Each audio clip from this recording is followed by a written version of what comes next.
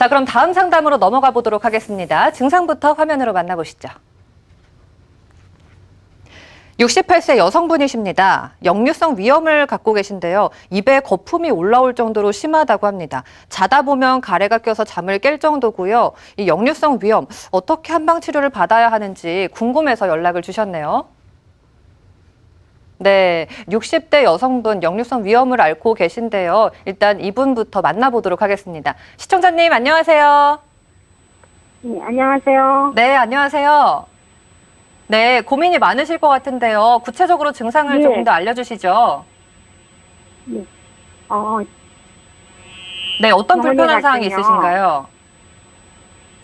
역류성 위염이래요. 네. 근데 어떻게 자다 보면 가래 같은 게 막 부글부글 끓어요. 네. 그래서 자다가 깨고, 그런데 약을 이비인후과에서도 약을 타다 먹고, 내과에서도 약을 타다 먹고, 근데 낫지를 않아요. 네, 소화는 잘 되시나요? 네? 소화는 잘 되시나요? 아니에요. 소화도 어. 잘 안 돼요. 네, 알겠습니다. 예, 저희가 소화는 그러면 잘 안 되면서도 막 먹고 싶은 게 많네요.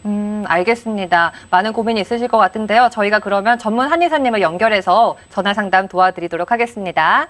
네, 제 한마디만 더 하면 안 될까요? 근데 일단 수준이 원장님 많이 만나 뵈서요. 빠졌어요. 자세하게 상담 나눠보세요. 네네, 고맙습니다.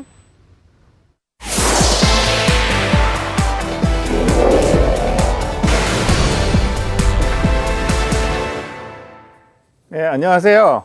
네, 안녕하세요. 네. 그러면 뭐 속이 쓰리거나 그러신 거는 없으세요?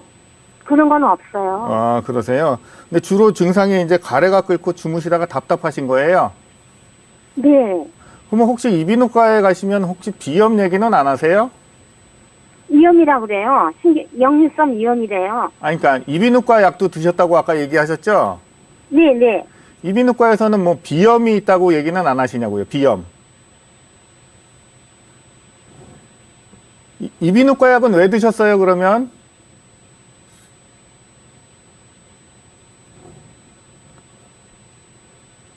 네, 전화 상태가 조금 고르지 못한 것 같은데요. 김인수 원장님, 조금 예. 더 설명을 해주시죠. 왜냐하면 보통 이제 역류성 위염이라고 하면 위산이 거꾸로 이렇게 올라오는 증상이거든요. 그래서 위산이 거꾸로 올라오다 보면 식도를 다치게 돼 있어요. 그래서 보통 이제 신트름이 난다고 보통 표현을 하시죠. 속이 쓰리거나 신트름이 나거나 하는 증상이 주증상인데, 어머님 같은 경우에는 지금 가래가 끓고 자다가 보면 이제 목이 답답하고 하시는 증상이 나타나시는데, 제가 봤을 때는 위가 안 좋아서 물론 역류성 위염 증상도 좀 계시겠지만은 이 코에서 뒤로 넘어가는 후비루라는 것도 있거든요. 그래서 사람이 자다 보면 이제 뭐 코에 비염이 있는 분들이 염증이 뒤로 넘어가서 가래를 많이 생성하게 돼 있습니다.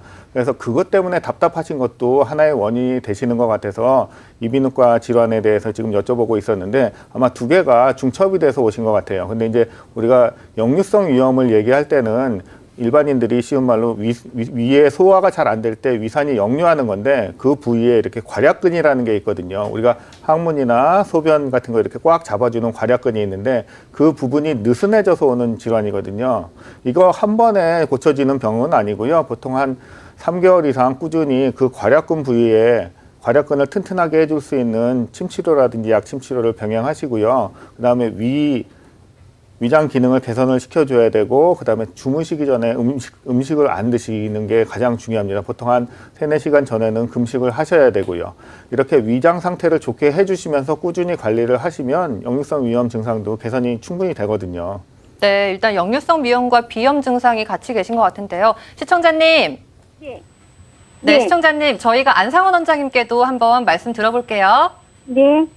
어머님 아까 말씀하신 거 이렇게 들어보면요, 제 생각에도 우리 김인수 원장님처럼 이 네. 역류성 식도염이라고 이제 표현하죠. 정확한 병명은 그 위산이 이렇게 식도를 타고 역류를 해서 올라오게 되면 신트름이거나 아니면 이제 가슴 쪽에 통증이 옵니다. 뭐 가슴이 좀 따끔따끔하거나 협심증처럼 가슴이 이렇게 좀 쪼이는 느낌이 있고 약간 좀 신물이 올라오는 그런 느낌들이 있습니다. 그래서 제 생각에도 역류성 식도염도 있으시고, 두 번째는 비염이나 아니면 기관지 쪽에 염증 때문에 밤에 주무시면서 이 기관지가 이렇게 건조해지면 안에서 가래가 생겨서 네. 가래가 끓고 또 이렇게 이 호흡이 좀 곤란하다든지 가래가 위로 넘어오는 이런 증상들도 네. 같이 좀 있으신 것 같아요. 그래서 이런 경우에는 사실은 양방에서는 내과도 가고 이비인후과도 가야 되지만 저희 한의원으로 내원을 하시면 아마도 기본적인 침 치료 외에 역류성 식도염을 치료하는 그런 제산제나 또 이 관략근을 갖다 조여주는 그런 어떤 약들 거기다 플러스해서 기관지에 염증을 가라앉혀주는 뭐 어성초라든지 금운화라든지 길경이라든지 이런 약재들을 같이 처방받아서 복용을 하실 수 있으니까 제가 봤을 때는 우리 어머님 그 가까운 한의원에서 한방치료를 적극적으로 한번 받아보시면 좋을 것 같아요. 네. 네, 어머니. 감사합니다. 네, 또 다른 궁금한 사항은 없으신가요? 제가 체중이 많이 빠졌어요. 네. 지금 역류성 2kg 식도염 나 때문에 그런 건가요? 그런 것 같아요. 밤에 잠을 못 자가고. 네, 이 부분은 어떤가요, 임창락 원장님? 또 이제 체중 감소도 있으시고 그다음에 밤에 잠을 못 주무시고 이런 증상들이 대개는 이제 처음에 말씀하신 거를 다 가지고 계셔서인 것 같아요. 이게 그 코에서 콧물이 나와서 이제 후비루라고 뒤쪽 기도 쪽으로 넘어가기 시작하면은 그걸로 인해서 이제 기관지 쪽에 자극이 굉장히 많이 됩니다. 그걸로 인해서 기침을 너무 많이 호소하시는 분들도 있고요.